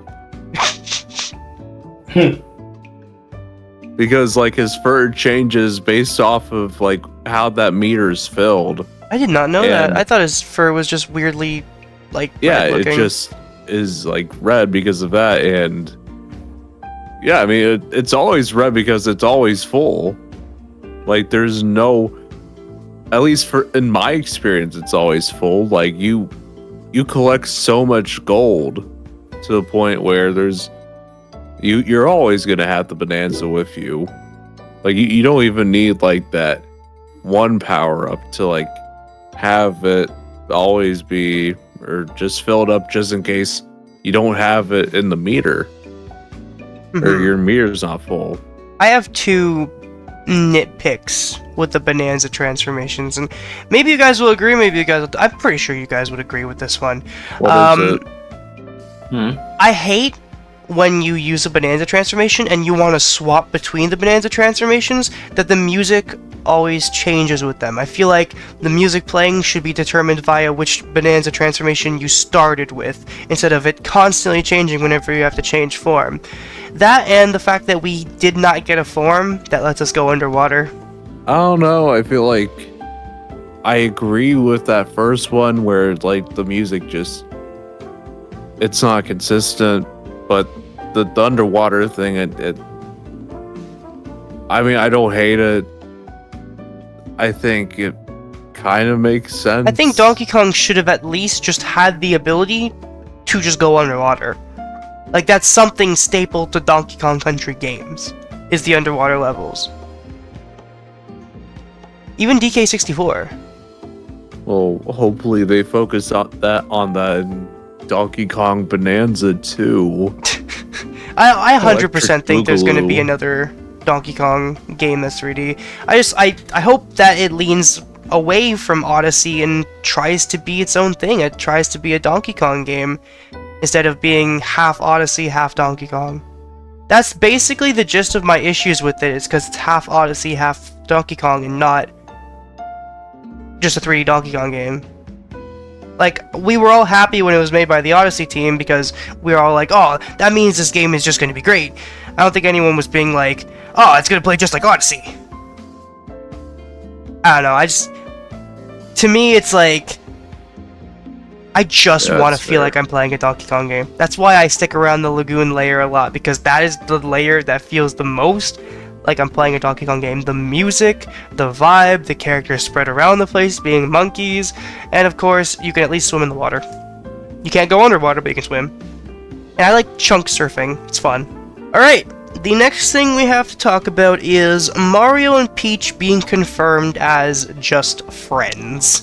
I find that to be stupid, because that goes against, like, everything they've shown on screen to us. All of the times, you know, like, Peach gives him a kiss, and he gets all blushy-wishy, and I just... unless they're friends with benefits. Well, what do you guys think? I don't really pay attention to that, but like whatever Nintendo says about Mario and Peach, they're just saying it just because like Peach literally gave Mario a kiss every time that Mario saves her, so I just don't It's have a friendship kiss. Do you think at the end of Odyssey, when Peach kind of friend zones both of them, that's canon now? Like, that was the reason? That was the friend zone? No, it's true, that was the friend zoning right there. Peach was like, you know what? I'm not choosing any of you. I'm choosing Toad. Because his whole body is shaped like a What about you, Arlie? What is your stance on Nintendo's recent Mario and Peach are just friends announcement? It's stupid. I don't think that's the case. I agree. It's really stupid. So do you think we're gonna see that? Wait. I was saying earlier that I think in the next 3D Mario game, Peach is gonna be your companion, and she's gonna have like fully voiced lines and stuff like that. Do you think How's that gonna they're? work? But here, I know it's a bit odd, but do you think they're gonna try going the movie route and make her like no longer a damsel in distress? Which I feel like is odd, because like I know out of all like the female characters lately, getting the what's the term? It's like Amy, how she used to just be chasing Sonic and it was almost stereotypical girl behavior, but now it's needing to be super self-dependent and powerful and let's go girl power. I feel like with Peach is like she's like the face of damsel in distress, you know? Like, she's what she's known for. And I just feel like they're gonna change her. And before anyone tells me, well, they're not gonna change their lore and stuff like that, Pauline. I mean, they changed the lore with Lorax. I mean, they changed the lore with classic. I'm the Sonic. Lorax. I speak for Nintendo. I speak for the Nintendo lore. And the Nintendo lore says, we're fucked. Think about it, they broke so much lore like with Sonic, to be honest. But Nintendo didn't do anything to Sonic's lore. No. They put him into the Olympic Games with Mario. Alright, well, that Mario and Peach topic went by quickly, but I mean, I should have expected that. So, finally, for our last hot take to discuss, hopefully you'll be able to understand what I'm talking about, Sammy, but I know you might not be knowledgeable in, like, all the people in charge at Nintendo and stuff like that, but Arlie, hopefully you'll be able to catch on to what I'm saying here. Do you think that Iwata's passing ruined Nintendo? I'm just not going to say anything, but okay. Yeah, that's a fair question, to be honest. I've been watching like the King Krista Me too. YouTube channel, and they've been like talking about their experience at Nintendo, and that's where I get this information from. Actually, I love Nintendo Minute. Yeah, me too. I loved watching it back in the day, and so. Yeah, like they talked about how Nintendo 1, like the plan for the Switch 1 was just based on what Iwata made. And so like that's all that success was based off of his plan. And that's like the reason why they had like golf on like the Switch ones from were as like, you know, a good luck charm or something. But yeah, like if it wasn't for Iwata, the Switch one would not have done as well as it did. Agreed. So yeah, we're past his plan now, like they've said in the podcast. So I'm curious to see what happens next, because it's not gonna be it great. doesn't seem like it doesn't seem like it's that great. Like we're like, you know, few months or 2 months since like the Switch 2 came out, and honestly, It doesn't feel the same. Yeah, it doesn't quite feel the same. It just feels disappointing that, you know, we have like a Mario Kart that's, you know, kind of forgettable and just isn't really worth the $80.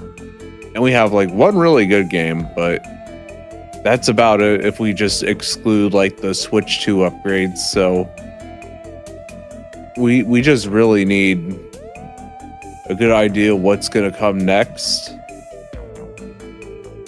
And I don't think they've done a good job with that, like throughout this Nintendo Switch 2, like since it's been announced. I think the old magical feeling of Nintendo died with Iwata because, see, Iwata was a very special man. He was a gamer at heart. He was always a gamer. He loved video games. He loved Nintendo fans, and he loved seeing the enjoyment we had with those games. And like, he was the man that when the Wii U failed, instead of laying off a bunch of employees, he cut his own salary to make sure these people were getting paid. Not many businessmen would do that.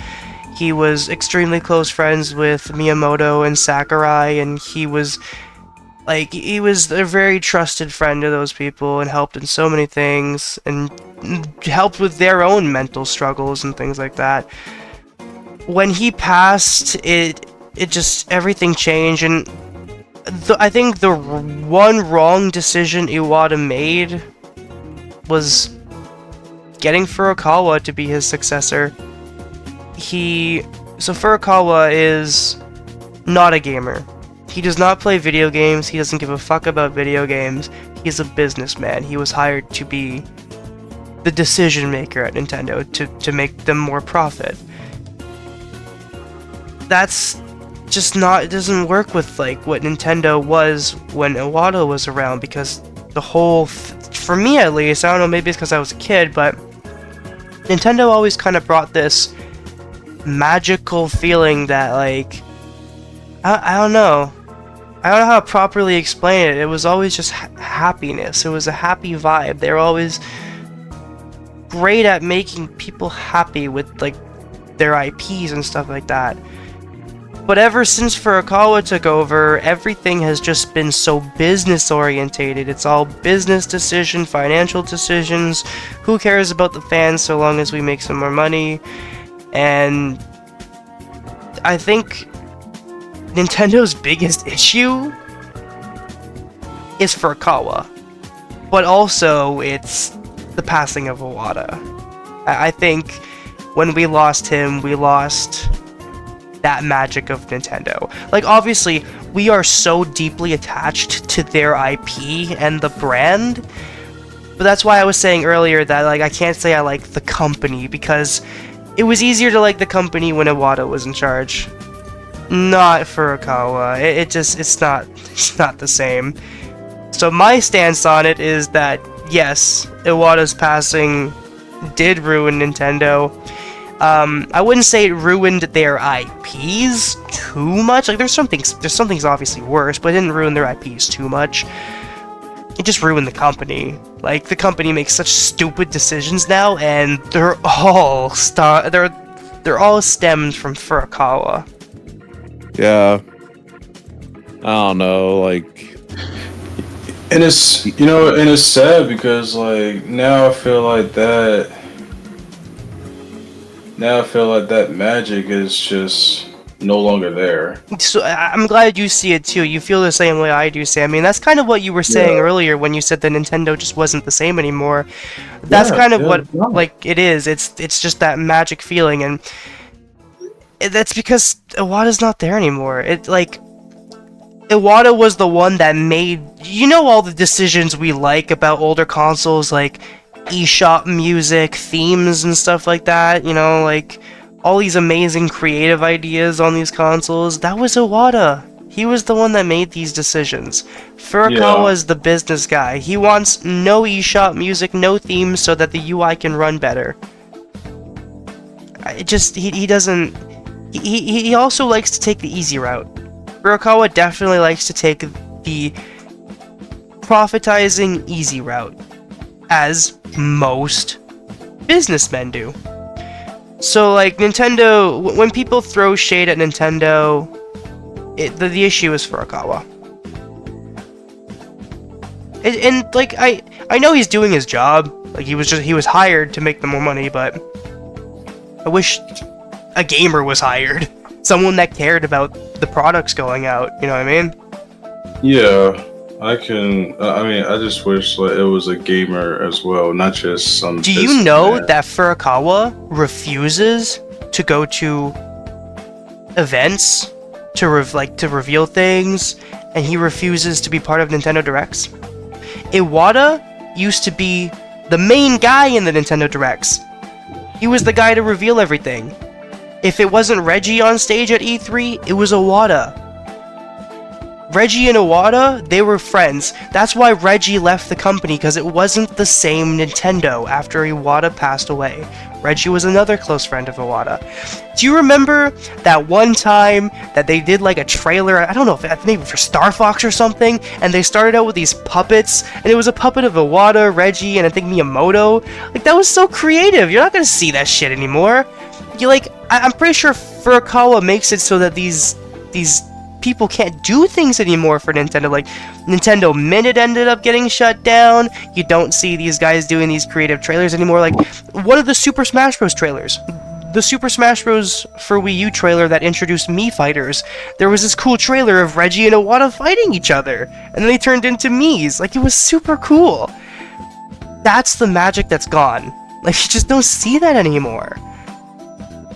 Things like E3 dying as well, like it definitely contributed to Nintendo's magic really just being gone, because the E3 was always a very special occasion. But as you said, Arlie, the year one of the Switch 1 was like Iwata's plan. So a lot of the things that happened on Switch during those times with E3 and stuff like that, it still felt magical, because while Iwata was gone, it was still his plan. That's basically my opinion on the whole Iwata passing ruined Nintendo topic, because I think that it definitely did. I miss Iwata. He was a good man, and he's responsible for a lot of my childhood memories. So, yeah. I mean, I don't have the words to say it, but like, it's really sad that this man has been like fulfilling my dreams as a kid. Especially Reggie. I kind of actually miss that feeling though. I know it's not the same in this I also generation. can't like 100% blame Nintendo, because like that magical feeling I was talking about is also something you'll naturally lose a lot of as you grow up and stuff like that. But I feel like if adults in their 40s can say that it just doesn't feel the same as it did in the Wii U era and stuff like that, then there's definitely a huge difference. And like I said, it all stems from Iwata passing away, because like I said, he was the one making the decisions. What about you, Arlie? What are your opinions on Iwata? Do you know a lot about him? Yeah, I watched the E3s where he was at.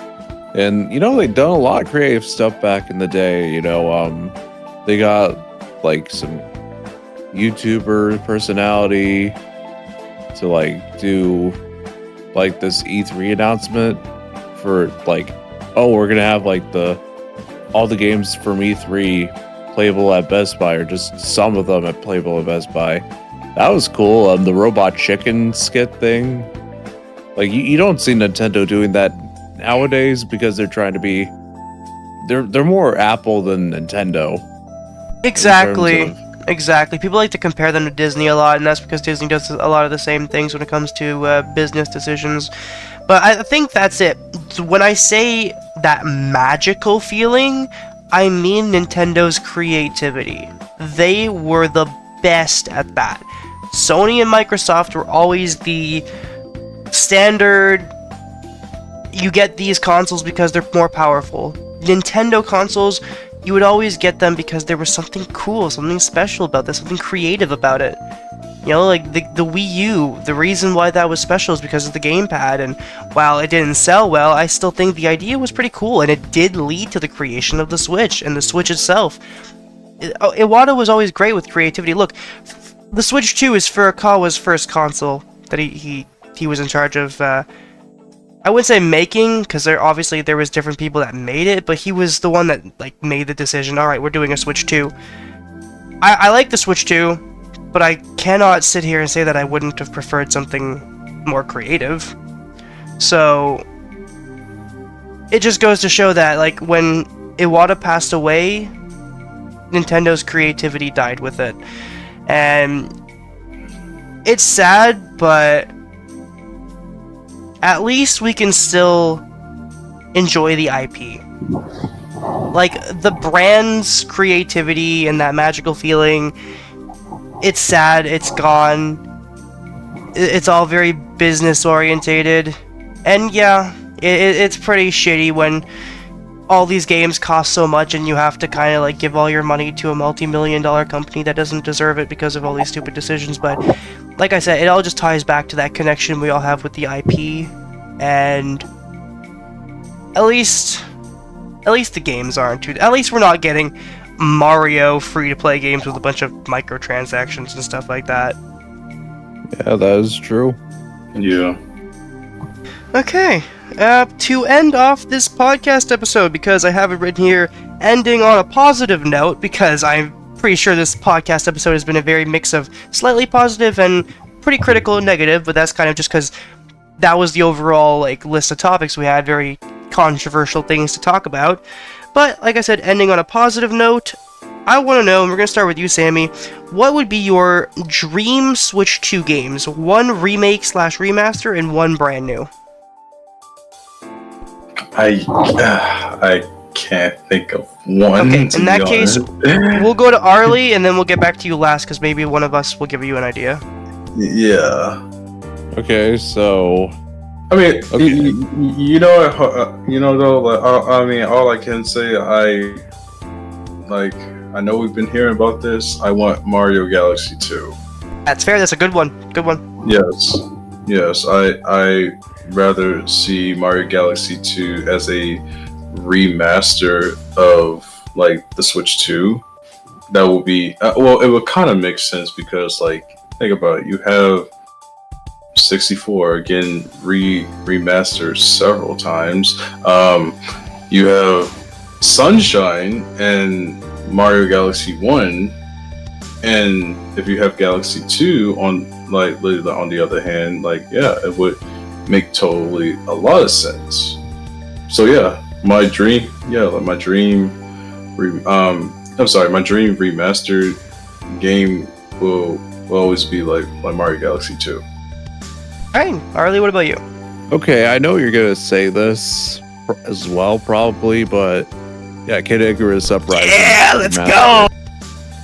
Oh, Yeah, it's about time that we get it. The game has been made for like these kinds of controls, and we can use like the mouse controls. It makes perfect sense to have them now.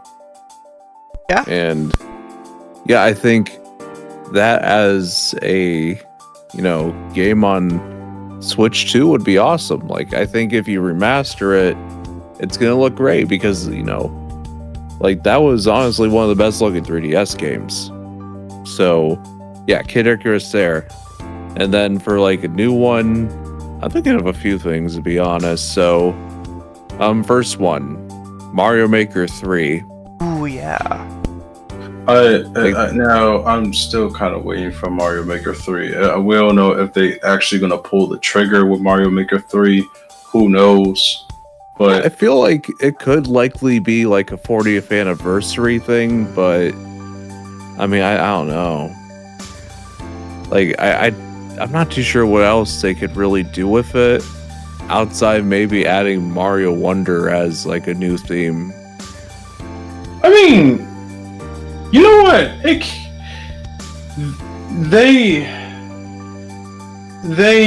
can make it for that theme as well. I mean, think about it, like they using all the 2D. Yeah, like they're using like all of the 2D Mario games, and then like they added like 3D Mario World. I'm sorry, 3D World. One minute, sorry. And actually turn it into a 2D. So Thinking about it now, what if they made it to where you can edit 3D levels in 3D World? That'd actually be cool. that would be cool as well. I've I always feel thought like- it makes sense for like Mario Maker 3 to just be called Mario Maker 3D. I hope that doesn't clash with Mario Maker 3DS. So, yeah, what if it just... You have access to more controls. What if you're able to make more, like, Mario levels and, like, 3D Mario games? That's not too crazy. Yeah, I think that'd be pretty cool. I mean, it depends on the game. I think for a 3D style, like inside of Mario Maker, here's the thing. I don't think they would do it, but what makes sense to me would be Mario Galaxy, because a lot of that would be like you just place floating platforms and stuff like that. You wouldn't have to spend time crafting a level. Like it would just be a bunch of floating platforms and stuff like Galaxy. That would be the easiest way for them to do it, though I feel like they would probably just do 64 or 3D World. I feel like 3D World would probably be the easier one to edit with because it has, more of a basis as like a 2D Mario game compared to like the rest of like the. But 3D would you games. not agree that as you're editing it, it wouldn't be very different from editing like a fully 3D level? Because you'd still have to move the camera around, and it's like you're still placing these objects in a 3D space. 3D World, see, like, obviously the levels are structured like 2D games, but if they placed the level placement a little bit differently, they still could have made it fully 3D, like they did with Bowser's Fury. Yeah, that is true. So, like, in Mario Maker, doing that, you would... Like, it would be an option to make it linear. Like, you could make it open then. Which I feel like would get too complicated. Like, I feel like with Mario Maker, it's so simple to make a level that they'd probably, if they do it 3D, they'd make something super simplified, which that's why I feel like Galaxy makes sense for simplified level design. But me, on the other hand, for me, I'm obviously gonna have to agree Kid Icarus Uprising is like my dream remaster right now. But as for a new game, I was thinking, and I'm like, there's not really anything I personally want to see brand new on the Switch 2 that like I need, because we just got a Mario and Luigi game not long ago, I can't ask for that. We just got a 2D Mario game not long ago, can't ask for that. Smash Bros is coming no matter what. Obviously, the next 3D Mario game could be soon. So, I mean, I'm getting pretty much what I want, though I will say, we need a new Star Fox game. It's been way too long since we had an actual good Star Fox game, and I feel like they can probably do something pretty cool with the Switch 2. Me personally, I want to get out of the thing and explore. Like, I want to fly and explore, but I don't know if we're gonna get that. And Sammy, I want to refresh your memory, because when it comes to like a brand new game, you were the one saying that Yoshi was due for something. I mean, like, I've been waiting for a new Yoshi game, like for the longest. And I want them to drop the like crafty thing. Woolly World was nice, but they don't have to keep making it about paper crafts. Yeah. I mean, like, just use like the original characters. Like, I just I don't know what is up with them not using. Crafted World to me was so boring. Like, yeah, Crafted World is just too boring to me. Like, there's nothing going on. It was boring and not boring at the same time. I mean, yeah, like it could be really interesting, but like it wasn't boring to the point where I played the first level and sold the game. It was boring to the point where I didn't get to the end of it. Even Yoshi's Woolly World is good. Like, I wouldn't say it's amazing, but like it's not as slow as Crafted World. Have you played like the 3DS Yoshi? Matter of fact, have you played Yoshi's New Island? I have, yes, I have that downloaded on my DS. I have the physical cartridge though. I'll tell you, a physical 3DS game collection has been something I've wanted to do for a long time. I just need to have an income. Yeah. Or just like... Matter of fact, what games are you missing with the 3DS? A lot. For 3DS, I literally have like New Super Mario Bros. 2 and then a bunch of Pokemon games. Okay. Well, I have Smash 3DS, and it's actually the same cartridge that I've had like since I was a kid, but I don't have the case for that. Yeah, I hate when you kind of like lose the DS. And I never understand how it happens. How do you lose the fucking big ass case but not the tiny cartridge? No, like the tiny cartridge can happen too. I lost like. Well, yeah, my Super Smash happen. Bros. Copy has been through the washing machine and stuff. I'm surprised it still works. Oh. Yeah. I mean, Yeah, I would carry these things in my pocket. Yeah, my dog chewed up my copy of Monkey Ball Banana Mania on Switch, so I That's understand. fucked up. No, that's fucked up. That's fucked up. One time, my dog mauled my Sonic amiibo. I know that you was angry, Arlie. God Yeah, damn I it! was. My Banana Mania!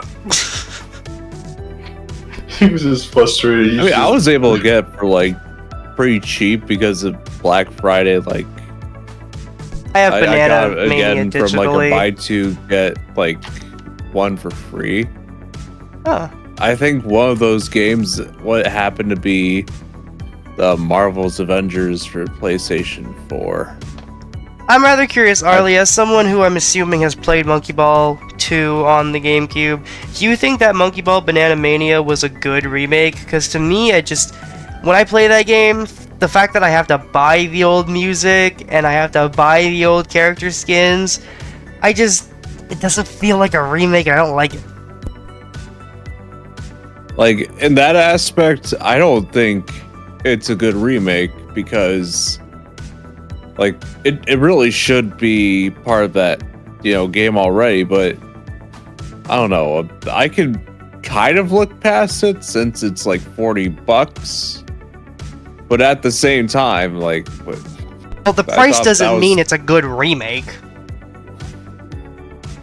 yeah, like I think it's missing that old Monkey Ball aesthetic. That game looks more like Banana Blitz HD than it does Monkey Ball 2. because it uses a lot of assets from it, and that's the issue, because like the areas don't feel the same. Yeah, Area 1 and Area 2, like the grasslands and the volcano, they're pretty similar, but the underwater one is similar too. But like, for example, the whale one just doesn't feel the same. It doesn't feel like you're trapped inside of a whale and need to get out. Also, those cutscenes in the remake are awful. oh man, yeah, they're awful in the remake because you don't even know what happens. Is it so difficult for them to give us cutscenes similar to the ones in Super Monkey Ball 2? Like, how can I need to hear the EE Poo chant.